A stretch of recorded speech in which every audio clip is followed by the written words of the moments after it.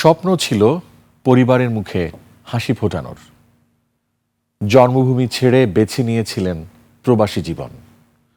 ভালো কাজ, নিশ্চিত আয়ের আশায় পাড়ি দিয়েছিল দূরদেশ রাশিয়ায়। তবে সেই স্বপ্ন এবার পরিণত হয়েছে প্রতারণা আর হতাশার গল্পে।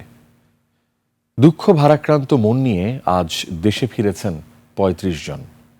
ইমন চৌধুরীকে সাথে নিয়ে তাদের গল্প জানাচ্ছেন আকাশুজ্জামান।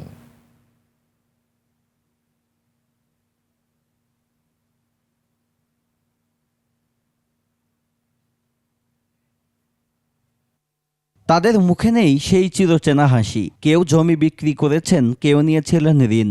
বড় স্বপ্ন নিয়ে দূর দেশে পাড়ি জমিয়ে ফিরলেন চাকরিচ্যুত হয়ে।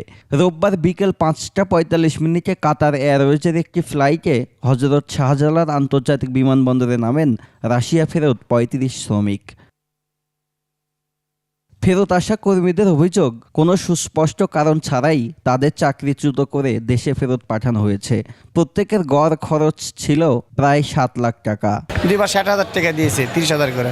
আর সামনের মাসের বেতন আমাদের দেয়নি, আমাদের গাছ কাটা মামলা দিয়ে পেটায় দিছে। সবাই ৭-৮ লাখ ৯ লাখ টাকা করে দিয়ে ভাই রাশিয়াতে গেছিলাম, স্বপ্ন নিয়ে অনেক ভাই। তারা যেগুলো কথা বলছে, ফুড প্যাকেজিংয়ের কথা বলছিল, তারা আমাদের যাওয়ার পর 2 মাস কোয়ারেন্টাইন রেখেছিল।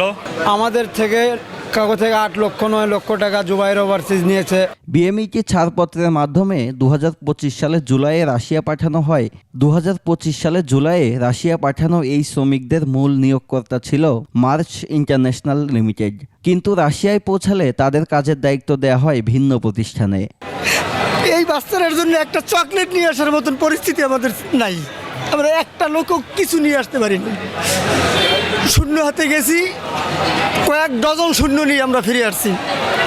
কোম্পানি আমাদের এরকম একটা ধোঁকা দিয়েছে যে আমাদের 1 মাসের চাকরি করছি আমরা, -30 ডিগ্রি সেলসিয়াসে আমরা বাইরে কাজ করছি, রডের কাজ করছি, আমাদের একটা টাকা বেতন দেয় নাই। আমার প্রায় 2 লক্ষ রুবেল তারা আটকে দিছে। 5 মাস ধরে গেছি আমি, 5 মাসে 1 মাস কাজ করেছি, ওই বেতনের টাকাটা আটকে দিয়েছে।